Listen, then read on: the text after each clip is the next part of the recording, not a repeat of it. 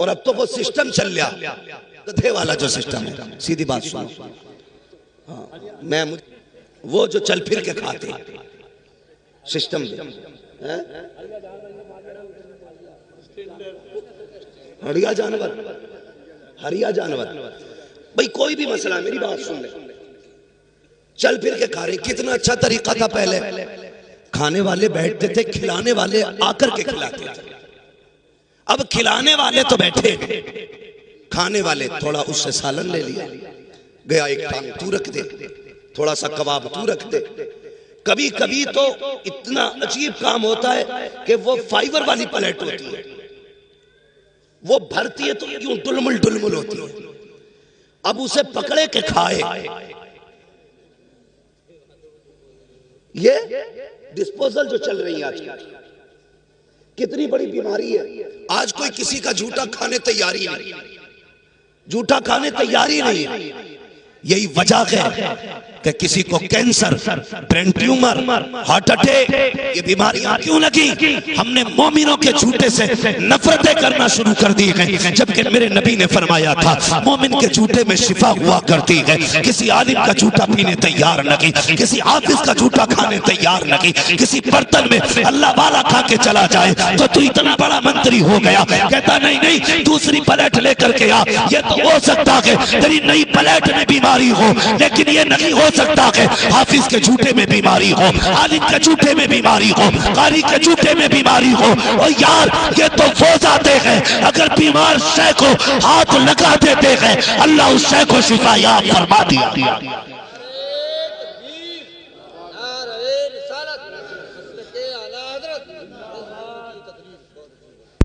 कुतब बना घूम रहा, झूठा नहीं खाएगा। और शर्मकार, हज़रत नफरतें हो गई इससे। जब एक गिलास में हम पानी पीते थे तो मोहब्बतें थी, एक प्लेट में खाते थे तो एक दूसरे का दर्द था। आज पहले हुक्के चलते थे, एक ही हुक्का पूरी बैठक में घूमता था, है अगर साथ भी बैठे तो साथों एक ही नगाली में मुंह लगा रहे थी ना मोहब्बतें। आज तो मैं उठ के जाऊं, दूसरा आएगा तो झाड़ेगा, ऐसा लगता मैंने वायरस रख दिया। ये नफरतें हो गई हमारे बीच, भाई भाई के साथ खाने तैयार नहीं, एक गिलास में पानी पीने तैयार नहीं। कहीं जाते हैं तो 6 लोग खा रहे हैं तो 6 गिलास रखे, क्योंकि नहीं अब कोई पसंद नहीं करता झूठा खाने में। शर्म कर यार, हाँ तजर्बा ना किया हो तो कर लेना। कई बार ऐसा होता हज़रत जैसी शख्सियत भी अगर गिलास से पानी पिए और दूसरा पक्का फांसी को फाजिर बैठा करवट में, वो कहता पानी देना, तो अगर कोई दे नहीं पहले धो लो इसको। ये कहां चले गए? तो वो सिस्टम चल रहा है खड़े होके खाने वाला, लोग इसे इज्जत वाला खाना कहते हैं। बड़ा आदमी है भाई, सबको बैल बना के खिला रहा है। हाँ शरीफ आदमी आज दावत नहीं खा सकता, जाए तो बैठने जगह नहीं, चल फिर के खाया करते हैं। पहली बात दावतें नहीं होती, और बुलाया भी इमाम साहब को तो फाता पढ़वा लो। इमाम आया, बेचारे ने हाथ उठाए, फाता पढ़ी, चला गया। तुमने गधों की तरह खिलाया, थोड़ी देर गुजरी कि खाना खत्म हो गया। जब खाना खत्म हुआ सीधे कहते हैं लगता है इमाम ने दिल से फातिहा नहीं पढ़ी। हाँ खाना खत्म हो गया, जिम्मेदार मौलवी, लगता है दिल से नहीं पढ़ी। कहा क्यों कि डेग खत्म हो गई। भाई गलती मौलवी की नहीं है, कमी इमाम की नहीं है, कमी तुम्हारी है। अगर तुमने जमीन पे दस्तरखान बिछाया होता, कहा होता ऐसे बैठ, जैसे बैठने का तरीका मुस्तफा ने बताया है, और कहा कसम खुदा की खा के कहता हूं अगर सुन्नत को फॉलो किया जाए, 90 लोगों का खाना 110 लोगों को अगर पूरा ना हो जाए तो नाम बदल के रखे। ये खाना जो कम पड़ा है उसकी फाता की वजह से नहीं, तुम्हारे तरीके की वजह से कम पड़ा। तो पहली बात तो गरीब की दावत ही नहीं होती मौलवी की। अगर कह दे तो ए बेटे चुप जाओ जरा, पहली बात तो दावत होती नहीं। और अगर दावत का नंबर भी आता तो सबसे छोटा वाला लड़का भेजा जाता मदरसे, हफज जी से कहिया बालकों की दावत है, सबसे छोटा वाला जिसका अपने घर में कोई मैयार नहीं, उसे भेजते मदरसे के अंदर। खुद कहा जा रहा कि मुखिया से कह के आऊं, प्रधान से कही आऊं, नेताजी से कह दूं। नेताजी के लिए जूतियां तोड़ रहा है, मदरसे के लिए वो कहने वाला आता है जिसकी बात का घर में भी एतबार नहीं, और वो कह के चला गया। बच्चे 1 बजे छुट्टी हो गई मदरसे की, 2 बज के कोई नहीं आया, 3 बज गए कोई नहीं आया। जो मुदर्रिस या मोहतमिम होता पता करा था भाई खाना शुरू हुआ कि नहीं, तो कहता लो जी तुम शुरू की बात कर रहे हो, खाना खत्म होने वाला, आए क्यों ना अब तक, हमने तो दावत करा दी थी। सुन मेरी कौम, ये बड़ी खुददार कौम है, ये फाके से तो मर सकती है, फिर बुलाए दस्तरखान पे नहीं आएगी। दावतें करके भूला ना करो, और खाने भी जब लगाते हो कहां कहां तुमने जलील किया, सुनो वो बता रहा हूं। मैं आईना हूं दिखाऊंगा दाग चेहरे के, जिसे खराब लगे सामने से हट जाए। ये मत सोचना मैं जन्नत बांट के जाऊंगा, जन्नत मेरे बाप की नहीं, जन्नत रसूल पाक की। बात कड़वी लगेगी मगर सच्ची बात कह रहा हूं। हमने कितना जलील किया कुरान वालों को। पहली बात तो दावत करते नहीं, कर देते तो बुलाते ही नहीं, और बुलाया भी जाता है तो उधर लगी है शानदार मेज, अच्छी कुर्सियां।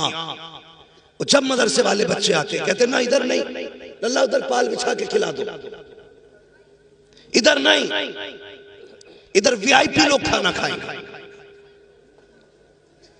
इधर वीआईपी लोग ना, इधर किसने भेज दिया इनको, उधर बैठाया जाए। मुझे बता तो सके ये वीआईपी होता कौन है, किसको तू वीआईपी कहता है? तुम्हारी नजर में वीआईपी वो है जिसके बदन पे 18,000 का कोट होता है। तुम्हारी नजर में वीआईपी वो है जो 16,000 के जूते पहन के आता है। तुम्हारी नजर में वीआईपी वो है जिसकी आंख में 12,000 का चश्मा होता है। तुम्हारी आंख नजरों में वीआईपी वो होता है जिसके सर पे 1800 का कैप होता है। और ये तेरा मैयार है, चल पूछ मदीने वाले से वीआईपी कौन होता है।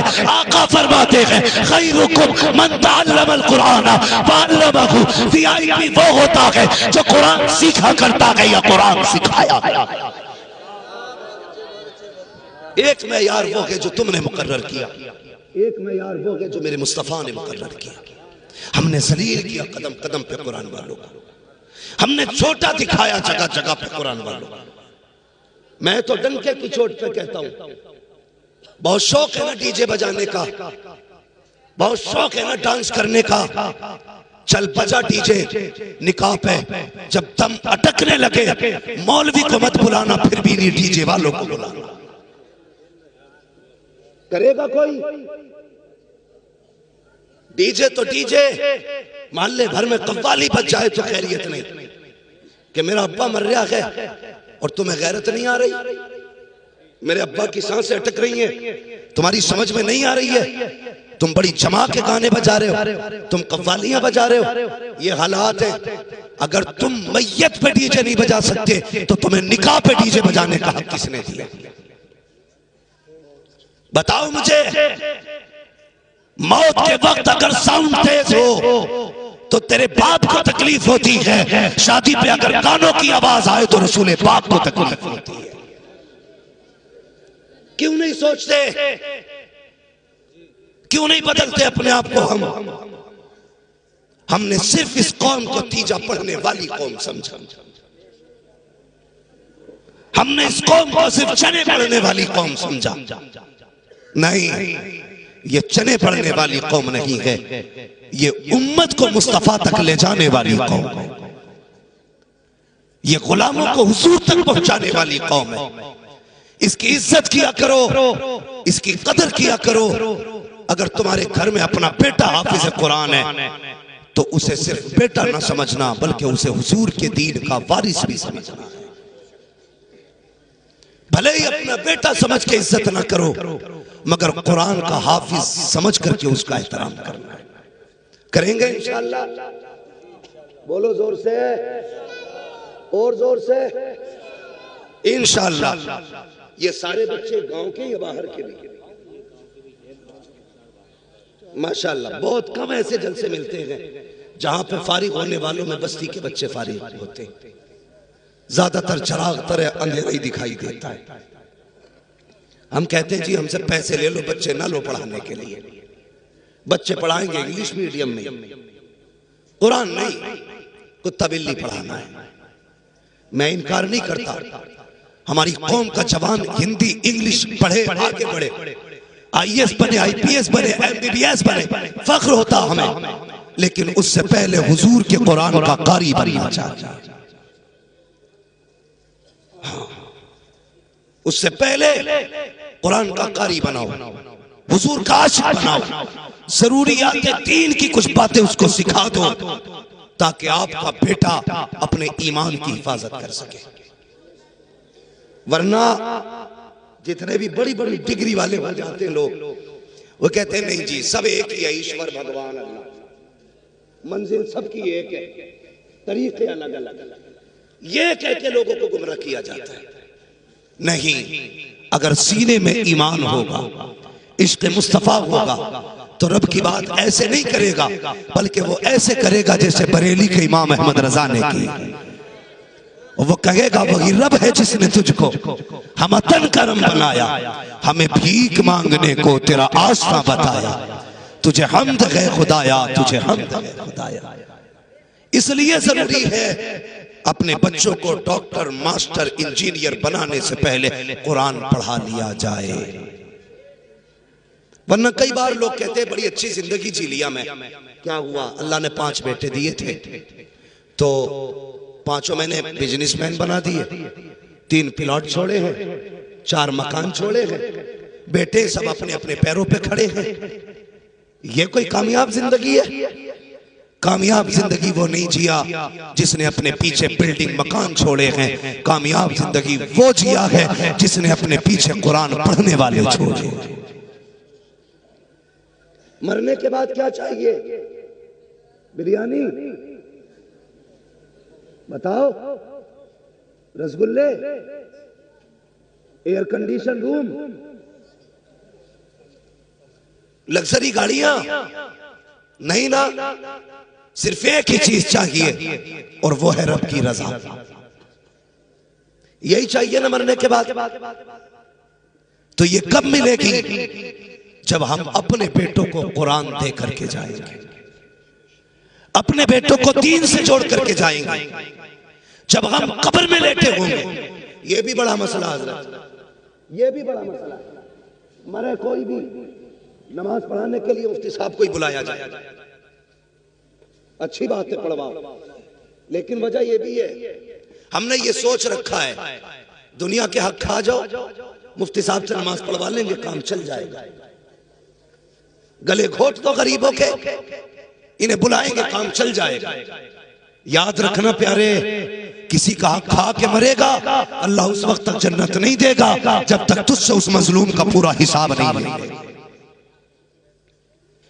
मैं इस बात का इनकार नहीं करता कि नमाज जनाजा अच्छा आदमी ना पढ़ाए, पढ़वाओ अच्छे आदमी से, लेकिन इतना जरूर कर जा ताकि नमाजियों की सफ में तेरा कुरान पढ़ने वाला बेटा भी खड़ा हो। जानते हो हजरत, जानते हैं, मेरे ख्याल से कोरोना में एक दिन में सैकड़ों जनाजे हजरत ने पढ़ाए, 100 जनाजे एक दिन में हजरत ने पढ़ाए, जहां तक मुझे खबर हुई। हाँ, बहरहाल बताने वालों ने ज्यादा बताए, बहुत जनाजे पढ़ाए। लेकिन होता क्या था, आज भी होता है, जब मुसल्ले पे इमाम खड़ा होना, मुसल्ले पे इमाम खड़ा हो, वो पूछते नमाज पढ़ाई जाए, वो बीचा सफ में वो देख के कहता, तो आवाज पेड़ के नीचे से आ रही है, पढ़ाओ जी पढ़ाओ। हाँ? पूछा सफ में जाता, पढ़ाई जाए, कहता पढ़ाओ। इमाम साहब कहते हैं बेटा किधर है इसका? कहा यही तो बेटा है, नमाज में नहीं आया। कहता जी कपड़े ठीक नहीं है। उससे भी बड़ा कम नसीब कोई बेटा होगा जो बाप के जनाजे की नमाज में शामिल ना हो सके? सोचो तो सही, उससे बड़ा कम नसीब कौन होगा जो बाप की नमाज जनाजा ना पढ़ सका? क्या करोगे सिर्फ दौलत दे करके? ये तुम्हारे जनाजे तक में शामिल नहीं होंगे।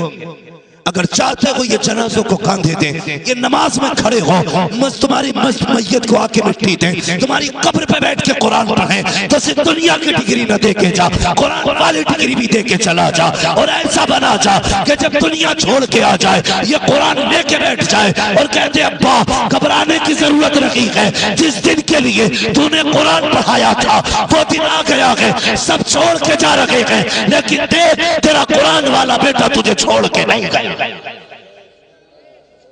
इसलिए मैं कहता हूं कामयाब जिंदगी वो नहीं जिया जिसने बिल्डिंगें बनाई हैं, कामयाब जिंदगी वो जिया है जिसने अपने पीछे कुरान वाले छोड़े। पढ़ाएंगे कुरान इंशाअल्लाह, बोलो, सारे नहीं बोल रहे, डर लग रहा है क्या? पढ़ाएंगे कुरान, बोलो इंशाअल्लाह। हाँ, और एक फायदा और बता दूं, कुछ जगहों पे कुरान पढ़ने वालों को तीजों में डबल हिस्सा भी मिला है। पढ़ाओगे कुरान है, कई बार तो कुरान डबल चक्कर में ना पारे लेके बैठ जा रहा और ऐसी उंगली चलाए जा रहा, दो मुट्ठी मिलेंगे, सवा सवा क्विंटल चने हो गए और कब्र में लट बराबर चल लिया।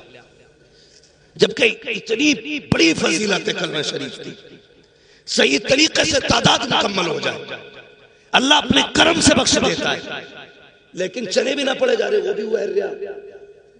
होता क्या है ये भी सुने, जिन्हें कलमा दुरुस्त आता है वो कुरान लेके बैठ जाते हैं, और सही यह है कलमा ही उनका दुरुस्त होता है जिनको कुरान भी आता है, वरना ऐसा कलमा पढ़ रहा है दे पटक कर रहा है, हाँ, बजाय सवाब के गुनाह हो रहा है उसमें, तो सारे चनों में बैठ गए जाके। जिन्हें पारे आते थे वो कुरान लेके बैठ गए। मैं नहीं कहता कुरान में सवाब नहीं है, बहुत बड़ा सवाब है, लेकिन जब हमें कलमे की तादाद पूरी करनी है तो आज तो सारे लोग बैठ के कलमा पूरा कर लो, चनों में बैठ जाओ पढ़ने वाले भी सही, ताकि सही तरीके से कलमा मुकम्मल हो जाए, कलमे की तादाद पूरी हो जाए। लेकिन नहीं, अगर चने डबल देते हो तो सिंगल ही दिया करो, ताकि लोग लालच में उधर ना जाए। अक्सर हम देखते हैं कि बहुत कम तादाद ऐसी है जिन्हें सही तरीके से कुरान पढ़ना आता है, और मस्जिद से निकलेगा जिसे सुबहाना भी सही से याद नहीं है, वो फट से फतवा ठोक रहा इमाम पे, हाँ, कि इनके पीछे नमाज ना हो रही जी, इनके पीछे ऐसा नहीं हो रहा, वैसा नहीं हो रहा। ये ना किया करो, जो पढ़ी अगर उसे बचाना है